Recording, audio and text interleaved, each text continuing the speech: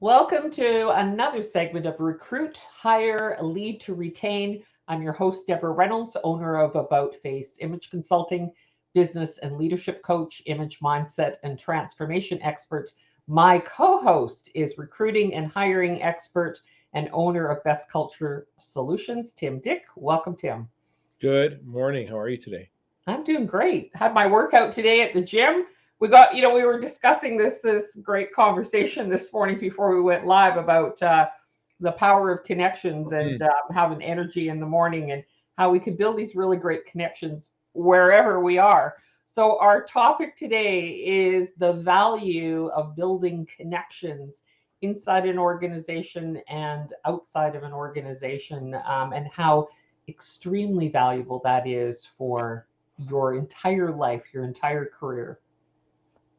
Yeah, so important. And we were chatting a little bit, beforehand about it. But I don't know about you, but I can directly link uh, my career trajectory to those connections and just trying to provide value and follow through and help people. And it's I don't know about you, but for me, it's always kind of manifested in ways that when I form that connection, I wouldn't have predicted that that's exactly how it would, how it would how do I put it, come to fruition, or how it would evolve. Yeah, you know what? It's amazing. And one of the sort of the famous lines that I use when I'm connecting and talking to people is, from a mindset point of view, is everything that we acquire in life is with and through other people. And so I view that as one of the most important skills that we can build is our communication skills and our ability to connect and build these amazing relationships, because there's an enormous amount of value that we can extend and give, and then we can receive and return. And like you, Tim, my whole career was all based on those connections and relationships. I mean, right from my very first job was all based on connections of Right. reaching out and asking for help or assistance. And I really, I mean, I can't underestimate the importance of how important this is in life and in business, that we have to have this willingness to want to engage people. So let's chat a little bit about that. So, what do you see when you're actually in the recruiting process and you're talking to the candidates who want to be hired?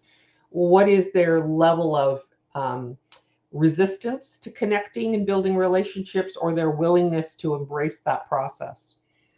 Well, I'll tell you the biggest thing that I see, I don't know if this is a direct answer to the question, but the biggest thing that I see with people trying to network and connect, in the recruitment phase, is that, a lot of people, um, they don't connect properly or genuinely. And so what I mean by that is that, you'll get a lot of applicants that will apply for a job and they'll connect with you, and they won't really do anything more than just ask you to get them the job. And to me, that's just not genuine. You're not connecting for real reasons. You're not connecting because you want to help people. You're not connecting.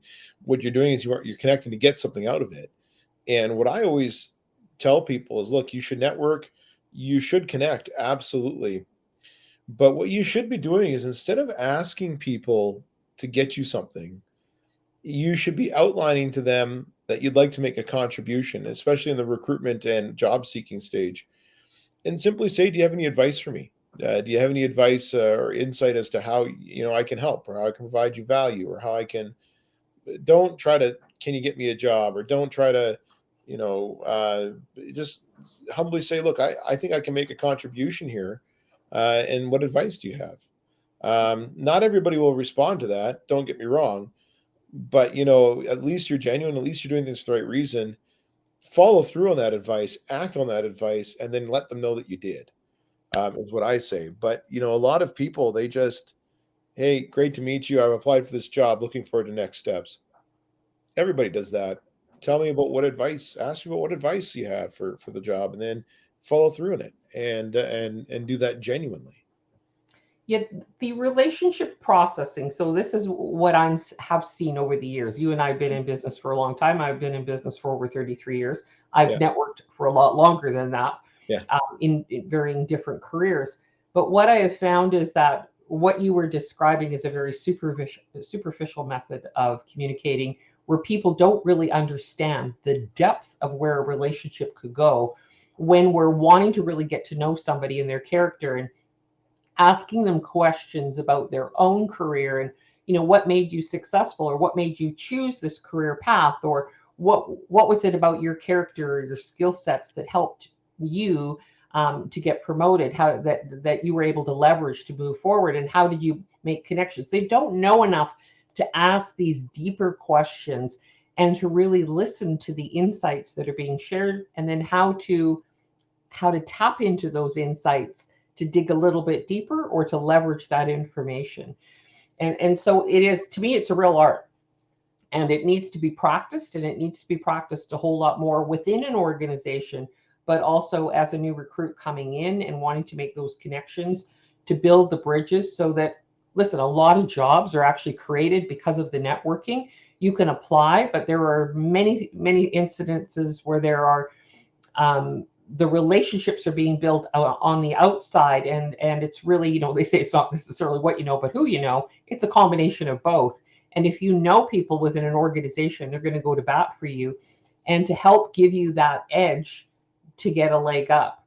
So having that inside connection in an organization is huge. Yeah, exactly. And you're right. And again, it has to all be about how you can help, how you can provide value.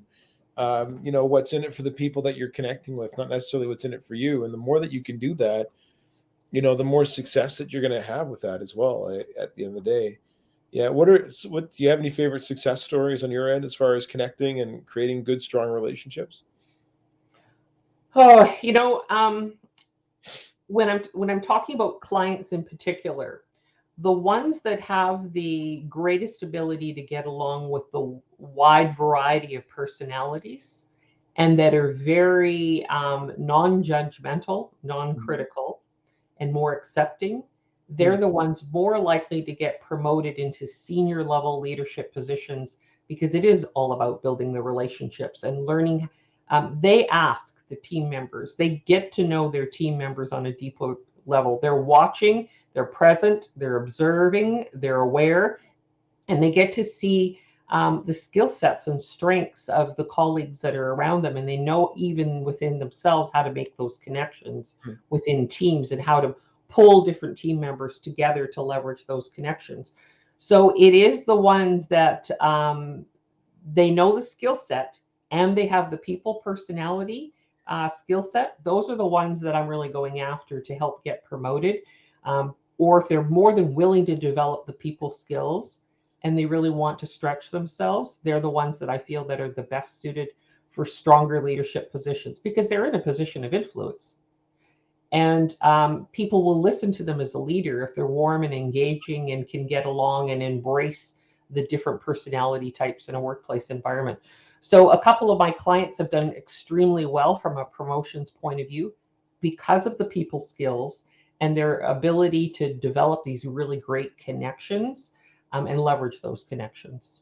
Yeah, it's true. That's so, and that's really been helpful to me in my career as well. Have you ever done a Myers-Briggs assessment? I have, although I can't really remember what my results were. Very knowledge oriented, for sure. So tell me about yours. Well, mine is, there's the four criteria and there's the two extremes in each criteria. Uh, and a lot of people might straddle the line. I do not straddle any lines. I am full extrovert. I am full big picture versus small picture, which I think they call intuitive versus, I can't remember, but any sensing, or I can't recall. When it comes to thinking versus feeling, and this is where I'm getting at, is that I am almost full thinking and not feeling, with one exception. And um, if you break down each of the four criteria, there's about five sub criteria within them that dictate the full one. One of the ones in the thinking versus feeling is accepting. And I'm actually full accepting. That's the one thing. And I never fully understood that until I received that assessment. But that accepting piece has been massive. And you mentioned it when you were talking now. It was massive in being able to. I I mean, I didn't realize it at the time. I was just dealing with people the way I think you should, and trying to build relationships with people in a way that I thought that was just right. But that accepting piece, it has been massive in hindsight when it comes to working with large teams, because it doesn't necessarily mean accepting in the sense that that you would accept things that lack integrity, or things that you shouldn't, stuff like that. It's accepting in the sense that you accept the person for who they are, and being able to accept somebody for who they are, like you mentioned, is a great baseline for being able to really help them and shine a light for them on how they can be their best. Because you're accepting them for who they are as a person on a personal level. And because of that, you can build trust to be able to influence, right? And yeah, I never fully, until I took a Myers-Briggs assessment, I never fully grasped it or understood it. And um, but yeah, as soon as I saw that, I thought, okay, that makes a lot of sense. And now you're just mentioning now that, yeah, that has been very helpful to me, whether I've known it or not. But it's a huge, huge help when building trust with people. Absolutely.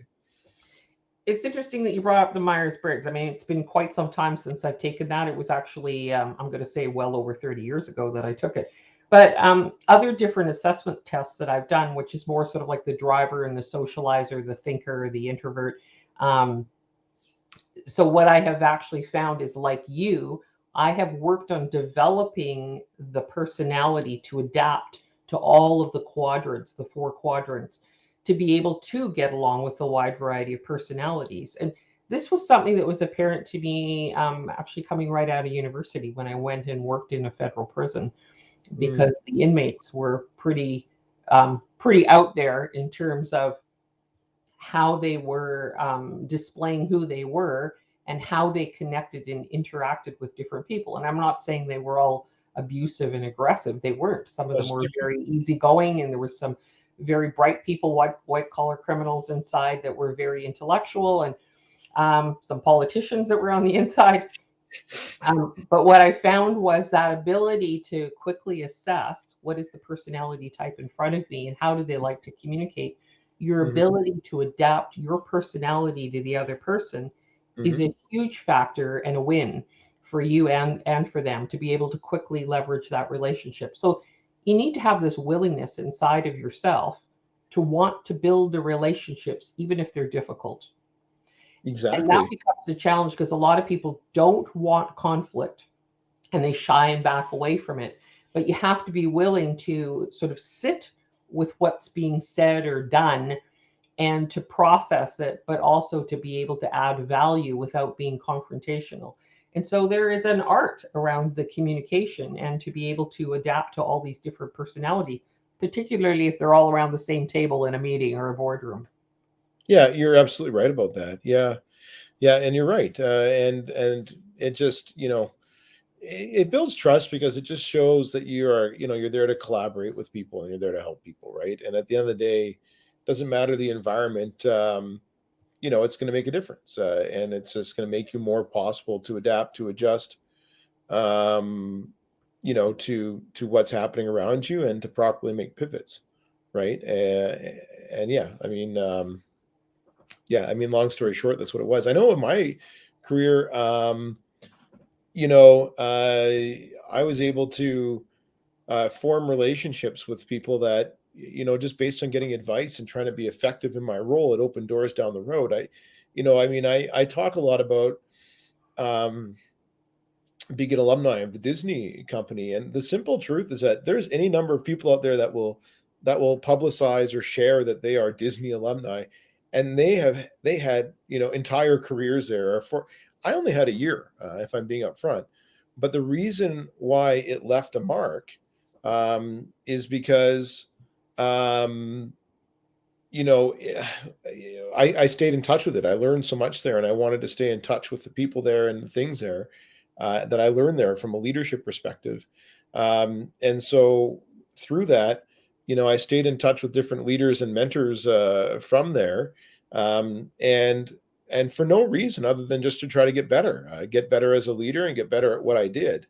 And I never had any intention but to act on their advice. But what's happened now is that it's created other opportunities. My business wouldn't exist if I didn't have a relationship with somebody there who challenged me to do it. Other work opportunities and podcast opportunities that I never had or never thought I would have. Yep, great. Oh, we might have lost him for a second there in terms of internet. So just to follow up on what Tim was saying about that point, the adding the value of relationships is really critical from the point of view of leveraging those relationships. You're receiving value, but you're also giving value. So one of the things that I like to share with the audience is the importance of being present and being aware and observing people, their habits, their behaviors, how they communicate, how they interact with other people. Get a sense of people's personality and their character, their integrity, before you approach them and you start to ask for advice. Because you certainly do not want to gather the advice from people that lack the character and the integrity. You only want to seek it out from those that are building the character, building team, building environment, cohesion, collaboration, because they're the ones that are likely to push you up the ladder and to help maneuver you and build the relationships that are going to make really powerful connections for you. That is going to make an extraordinary difference. The other thing that I want to talk about is taking advantage of the corporate culture to build relationships. When you have a massive amount of diversity within an organization, it's really important that you get an understanding of different cultures and how they like to do things, how they're thinking, and what their sort of typical habits and behaviors are, so that you can build better connections and relationships within a group that is very diverse. This is really important. And I want you to take advantage of, I really encourage you to take advantage of the events that are put on by organizations, things like golf tournaments. And even if you don't play golf, I don't play golf, but go and assist in other areas. But again, it's a great environment to build relationships that are not all based on business, but getting to know people on a personal level, what's happening in their home environment, and taking an interest in people. And that is the key, taking an interest in people. That has to come from within, and having the willingness to start up a conversation where somebody's less likely to start or greet. It's kind of like going to a networking event. And my secret to doing that all these years is I go early and I kind of act as a semi greeter, by walking up to people that are new and shaking hands and saying, so what brought, introducing myself and getting the names and the connection and understanding, so what brought you to this event? What do you, who are you trying to connect with? And as I am doing my networking, I'll remember somebody across the room and I will actually make the introductions so that other people that are more introverted and uncomfortable with building relationships that are brand new, I can help to make those relationships to bridge the gap. That's really important. So in all my networking, really what I have done is I don't go into the relationship with the direct connection of what can I get out of it, but I am also really listening intently for what are the possibilities of collaboration. So if I'm networking outside of my business and organization, I am listening and not just thinking, can I make a sale here? Can I get this person as a client? I am thinking about how can I build a bridge and make a connection or an introduction to somebody else? Is there a possibility of a collaboration on a bigger scale? These are really important so that everybody wins in that process. So in terms of those networking events, things like going to the gym together. Welcome back. Sudden internet connection there. What a time for what a time for a computer to decide to restart. There you go. So listen, just sharing with the audience about taking advantage of some of the corporate events that are happening. Things like, on the golf course, maybe working out in a gym, building these personal relationships that are more based on personal goals rather than business, career, professional goals, and getting to know people on a more personal scale. So what are your thoughts about that? Yeah, agreed. Like you just never know where recommendations come from. I mean, to give you an idea, we so like my business typically, we work with organizations that have larger budgets, just because that's just the nature of what we do. Typically, that's the point where businesses start to think about doing the type of things that we do, and that's okay. And so you might wonder, I know a person who owns a smaller cleaning business with a few contractors, and they might not use our services. You might, well, why would you? But then you never know. Next thing I know, I get a call from her and says, "Hey, I got to refer you to my husband because he's working on a large project and they're struggling with people." And perfect, like you connect with people, and you don't, and if you don't do it for specifically for business reasons or professional reasons, they will think of you when they hear about a professional situation that could use your assistance. And you just never know how it can manifest itself or where it might turn up or how it could benefit both of you, frankly. And or when on the other end, when you're talking to somebody, I know somebody who can solve your problem, and then you look like a hero because you have a great person to recommend. But it just, connecting with people, you just never know where or how it can make a difference for you. But the other added benefit too, outside of just business, networking, job seeking, what have you, is that it's that social accountability piece, right? In many ways, if it's done right and in a healthy way, it really can drive success for you. It can drive, um,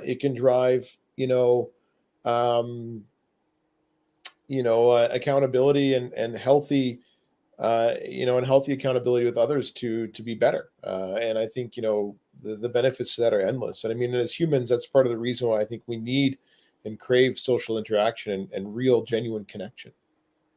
Yeah, and I love that when you were saying the real genuine connection. We do crave that. And listen, when Mhm. you're spending 8, 10 hours a day, 12 hours a day sometimes in workplace environments, those connections become really important. They're almost secondary friendships outside of the workplace environment.